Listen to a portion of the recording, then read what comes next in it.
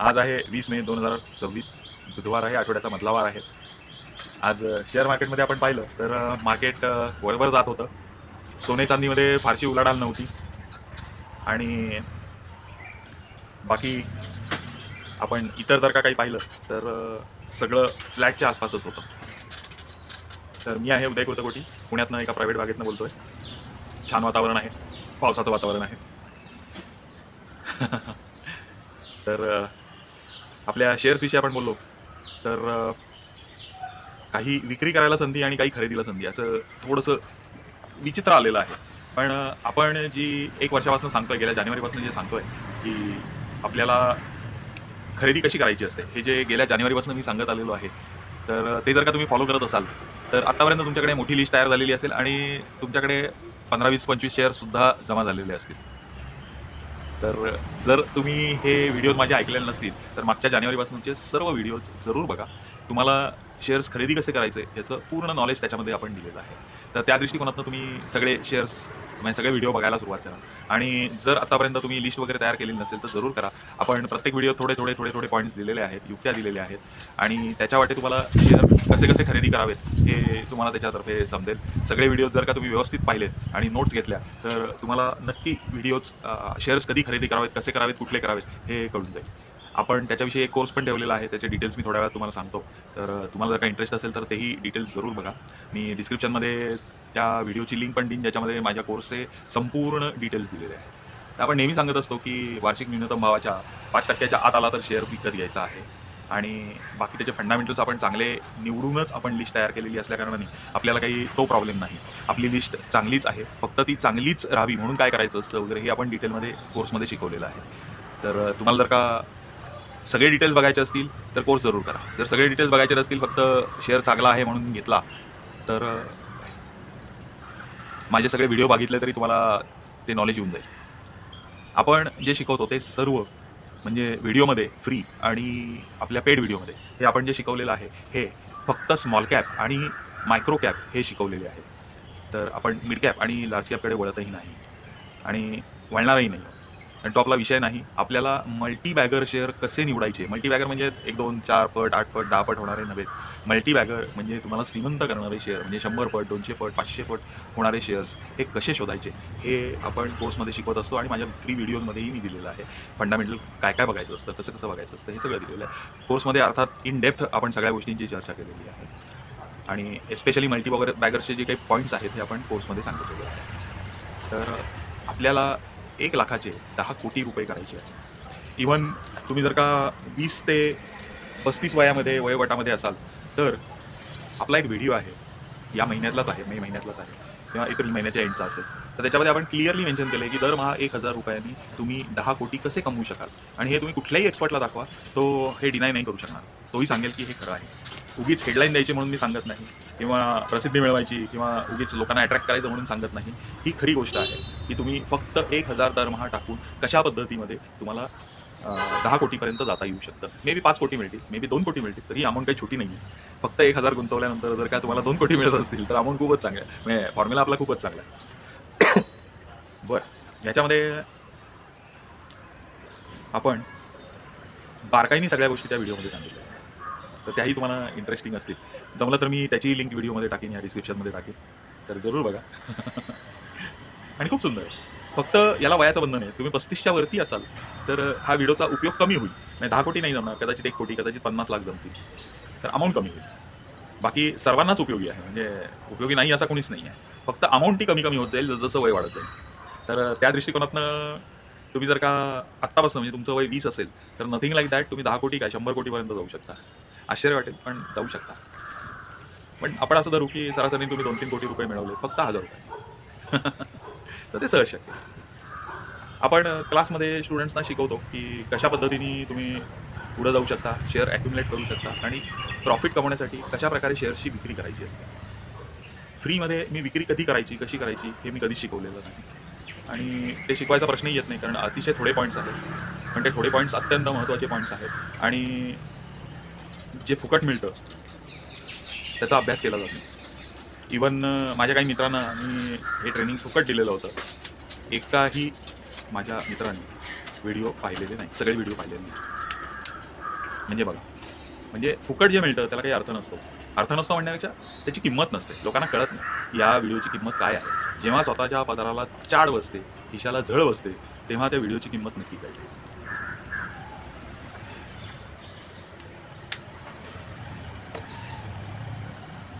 तर माझा शेअर मार्केटमधला अनुभव 1977 सालपासूनचा आहे. तेव्हापासून माझा अभ्यास चालू आहे शेअर्सच्या बाबतीत. अर्थात पूर्वीचा अभ्यास वेगळा होता.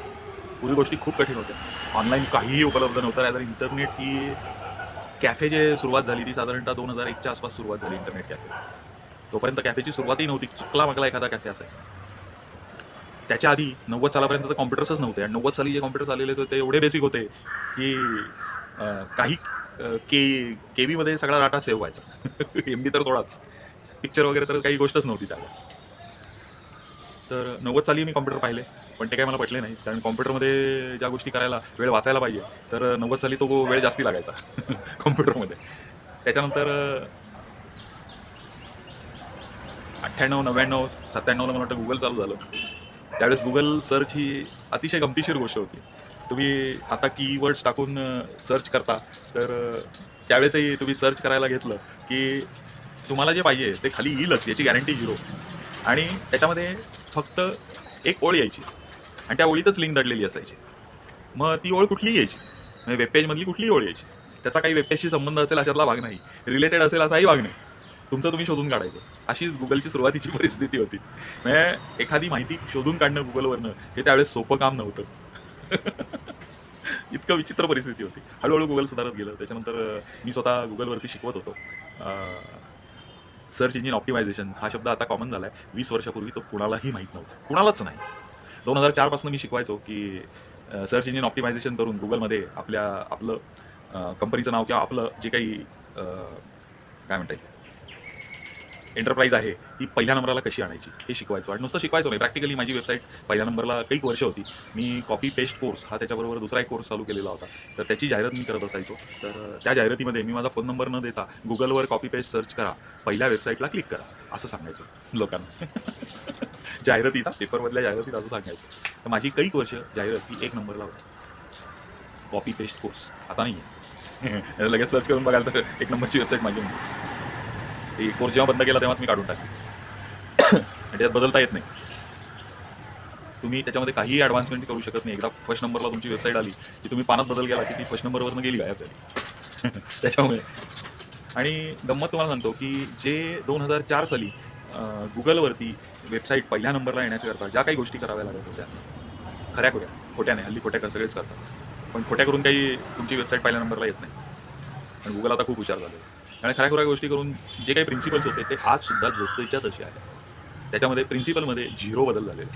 पण जे खोटं असायचं ते मात्र त्यांनी काढून टाकलं. म्हणजे काही लोक काय करायचे की आपल्या ब्लॉगच्या खाली ज्या कॉमेंट्स असायच्या त्या कॉमेंट्समध्ये लोक आपली वेबसाईटची लिंक टाकायची आणि गुगल ती त्यावेळेस धरायचा ही एक बॅकलिंक मिळालेली आहे आणि त्याला मग पॉईंट्स देणे किंवा त्याच्यामुळे साईटवर येणे असे प्रकार त्यावेळेस घडायचे. पण हे हार्डली 1 वर्षाच्या आत गुगलच्या लक्षात आलं, गुगलने ते काढूनच टाकलं की लिंक जर का ब्लॉगच्या खाली दिलेली असेल तर ती लिंकच आहे. तर हे गुगलनी त्याच वेळेस केलं. अशा गमती होत्या खूप. तेव्हापासून मी गुगलवर आहे आणि शिकवत होतो. त्याच्यानंतर मग इतकी कॉम्पिटिशन झाली, लोक काहीही फिया घ्यायला लागले आणि खरं नॉलेज फार कमी जणांना होतं. त्यानंतर शिकवणाऱ्यांना कुणालाही खरं नॉलेज होतं असं मला वाटतच नाही. त्याच्यामुळे उगीच काहीतरी थातूरमातूर लोकांच्या गळ्यात टाकायचं, लिंक कशा गोळ्या करायच्या हे कुठेतरी शिकवायचं, कुठनं तरी वाचलेलं शिकवायचं, खऱ्या लिंक्स कशा गोळ्या होतात कशा नाही हे त्यावेळेस म्हणजे लोकांना कळतही नव्हतं, शिकणाऱ्यांनाही नाही, शिकवणाऱ्यांनाही नाही. त्याच्यामुळे मी शेवटी कंटाळून बंद करून दिलं. त्यावेळेस मी जे शिकवलेले होते त्याच्यापैकी काही माझे जे स्टुडंट्स होते त्यांनी अक्षरशः लाखो रुपये कमवलेले, लाखो. आश्चर्य वाटेल, पण ज्याला इंग्रजीचा ठो कळत नव्हता, ABCD फक्त वाचता येत होतं, त्याच्या पलीकडे इंग्रजी फारसं काही कळत नव्हतं, व्हॉट इज युअर नेम एवढंच त्याला माहीत होतं, त्याच्या पलीकडे त्याला काही इंग्रजीचं नॉलेज नव्हतं, असा माणूस इंटरनॅशनल व्यापार करून महिन्याला 1,70,000 पोहोचला होता. 25 नाही 20 वर्षापूर्वी. अजूनही माझे कॉन्टॅक्ट आहेत. दुसरा एक जण 70,000ला पोहोचला होता, तो 2005 सालीच पोहोचला होता. त्याची कपॅसिटी होती 2000 म्हणजे 2.5-3 लाखापर्यंत जायची महिन्याला त्याची कपॅसिटी होती. पण घाबरून तो पुढे गेला नाही, कारण बिझनेसचा त्याला फारसा अनुभव नव्हता. हे पैसे ज्या मार्गाने मी शिकवलं त्या मार्गाने त्यांनी केले, त्यामुळे त्याला 70,000 चालू होते. चांगला होता म्हणजे आहे. पण आता ते बंद झालं, कारण आता AI चालू झालं. त्याच्यामधनं धपा, धपा, धपा, धपा आर्टिकल्स बाहेर पडतात. त्याच्यामुळे हल्ली आर्टिकल रायटर्सना काही डिमांड राहिलं नाही. त्याच्यानंतर म्हणजे 1,70,000चा जो माणूस सांगितला, त्यांनी स्वतःचा फोरम चालू केलेला होता आणि तो एवढा पब्लिसिटी केलेली होती की अख्ख्या जगातनं त्याच्या वेबसाईटवरती लाखो जण यायचे, लाखो. चेष्टा नव्हती ती.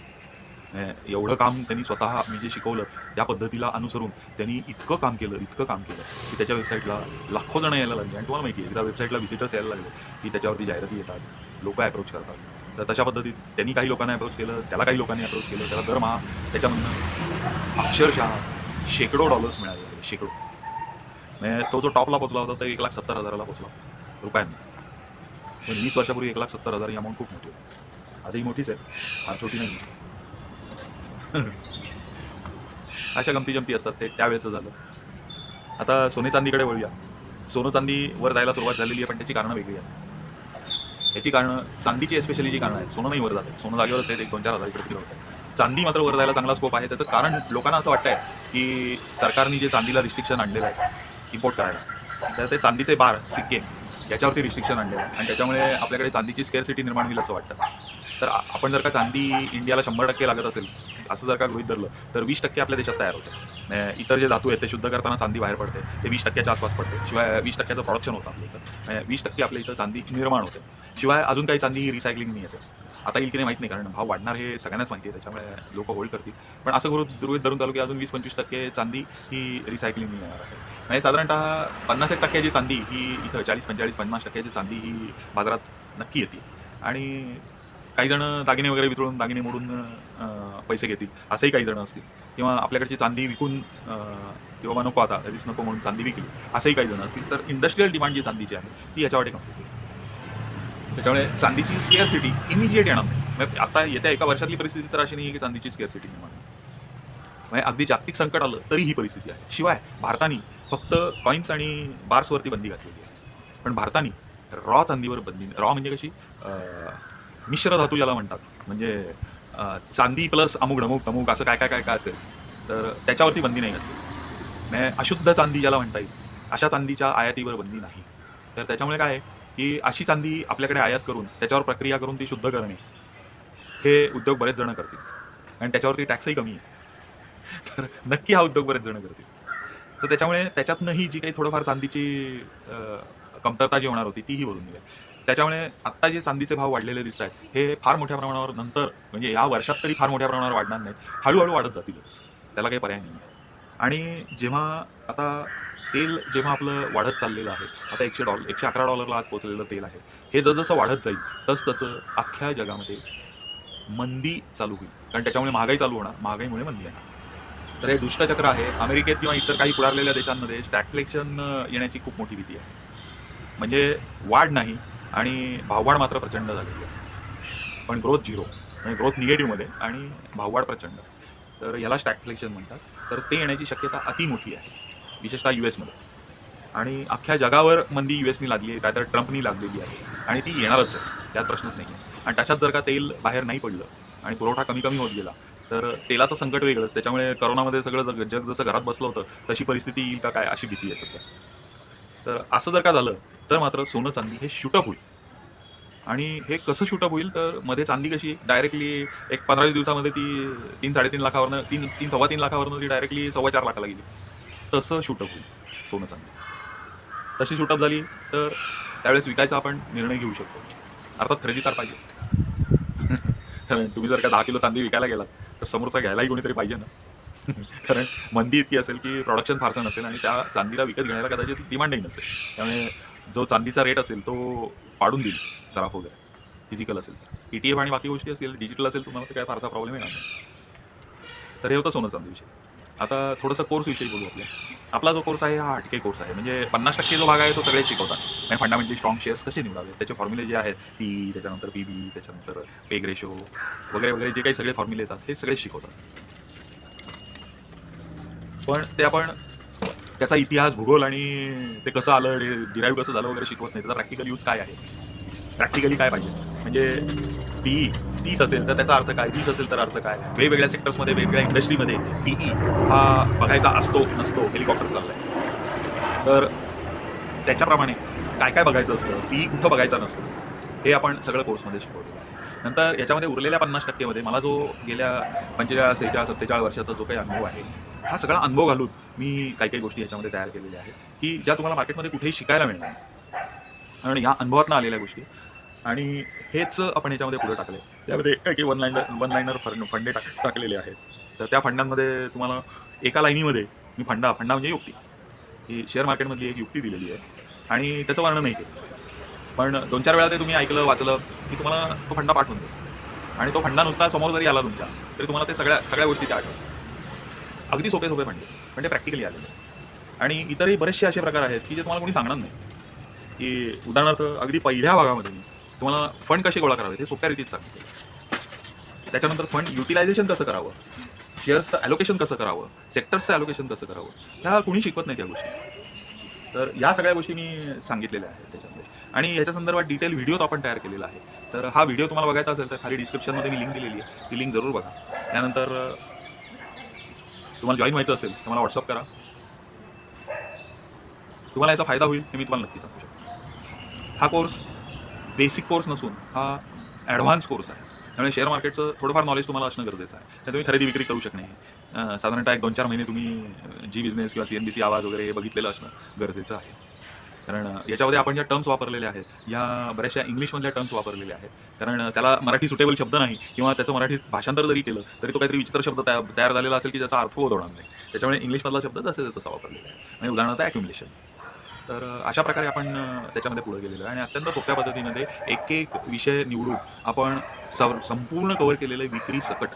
आणि एवढंच नाही, मी प्रॅक्टिकली कसा त्याच्यातनं फायदा कमवतो, काय काय करायचं असतं त्याच्यासाठी, हे सगळं आपण प्रॅक्टिकली शिकवतो. तर हे पण त्याच्यामध्ये आपण कोर्समध्ये देत असतो. कोर्स झाला तरी तुम्हाला सपोर्ट बंद होत नाही, हा सपोर्ट चालूच राहील. मला जोपर्यंत शक्य आहे तोपर्यंत मी सपोर्ट देतच राहील. तर या दृष्टिकोनातून खालची माहिती खालच्या लिंकवरती क्लिक करून म्हणा किंवा सर्च करून म्हणा तुम्ही हा व्हिडिओ बघू शकता. व्हिडिओचं टायटल मी सर्चमध्ये डिस्क्रिप्शनमध्ये देतो, तेही तुम्हाला सर्च करून माझा व्हिडिओ मिळून जाईल. आपल्या चॅनलचं नाव आहे गोल्ड सिल्वर फॉर्च्यून, हे आपल्या चॅनलचं नाव आहे. तोही सर्च केला तरी तुम्हाला तो व्हिडिओ मिळून जाईल. पण तो पाठीमागे त्यापेक्षा खालच्या लिंकला क्लिक होत नसेल तर टायटल सर्च करून तुम्ही जाऊ शकता. तर भेटूया लवकरच पुढच्या व्हिडिओमध्ये. धन्यवाद मित्रांनो, बाय.